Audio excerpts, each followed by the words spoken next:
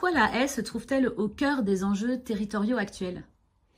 Alors peut-être d'abord définir ce qu'est une haie qui peut répondre finalement à plein de perspectives, de préoccupations, de domaines d'intérêt différents. Donc je pense qu'il est préférable d'avoir une définition très très simple.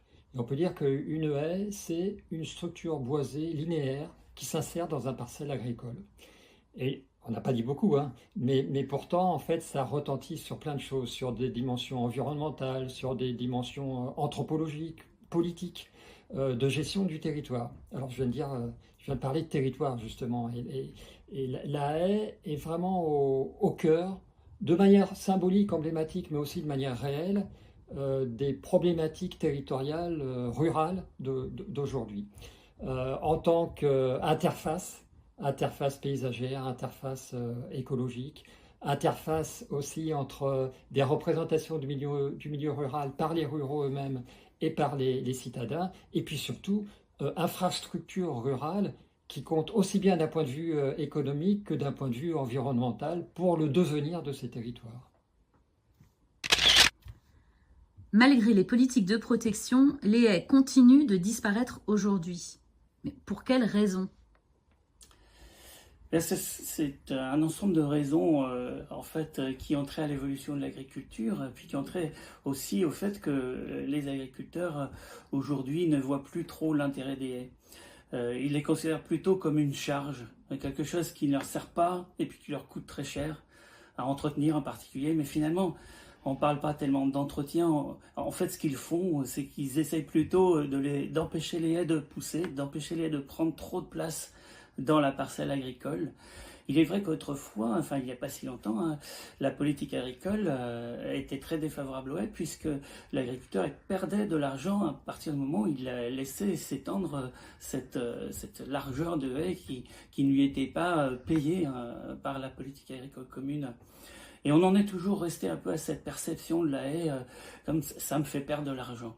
Et après, il y a aussi un autre élément, c'est que paradoxalement, donc on a perdu une très grande quantité de haies, on a perdu depuis, on a perdu 2 tiers des haies depuis les années 50, et puis on continue à perdre aujourd'hui environ 20 000 km, voire plus de haies par an. Et en fait, malgré cela, chaque agriculteur français, il possède plus de haies qu'avant sur son exploitation parce que malheureusement, le nombre d'agriculteurs a également beaucoup baissé et continue de baisser. Et finalement, ils se retrouvent face à quelque chose dont ils considèrent qu'ils n'ont pas le temps de s'occuper, puisque ça ne sert à rien pour eux. Ils n'ont pas le temps de s'occuper. Donc voilà, au final, la haie, on préfère plutôt la faire disparaître. Alors même si on n'arrache plus beaucoup de haies, on finit par les faire disparaître par ces entretiens répétés qui sont plutôt des façons de empêcher les arbres de pousser. D'ailleurs, ce qui est étonnant, c'est qu'on empêche les arbres de pousser. On a planté des arbres, ça coûte cher de planter des arbres depuis effectivement une quarantaine d'années, mais en fait, on continue à empêcher les arbres de pousser spontanément. Donc c'est un gaspillage assez moche qui m'étonne. Alors comment pouvons-nous sauver les haies? Une condition préalable pour être en mesure de sauver les haies, c'est déjà leur donner de la valeur, leur redonner de la valeur. Historiquement, c'était le cas, maintenant, ça l'est quasiment plus.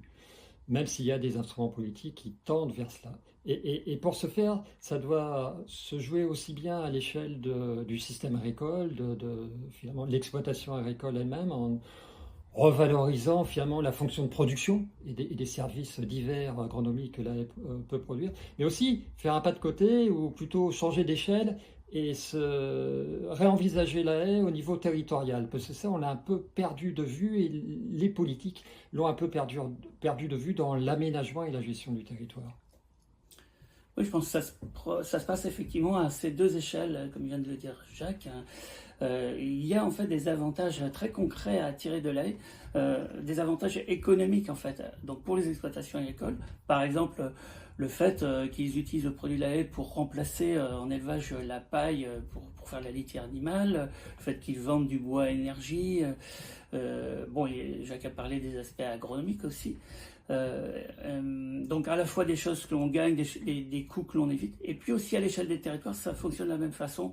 On paye souvent beaucoup de choses sur un territoire, les inondations, l'érosion des sols qui se retrouvent sur les routes, et in fine, ce sont les contribuables qui le paient. En fait, il vaudrait bien mieux aider les agriculteurs à maintenir les réseaux de haies dans les territoires. Et je crois que c'est vraiment cette alliance gagnant-gagnant entre les deux niveaux, agriculteurs et territoires, qui risque de résoudre la question de comment peut-on sauver les haies.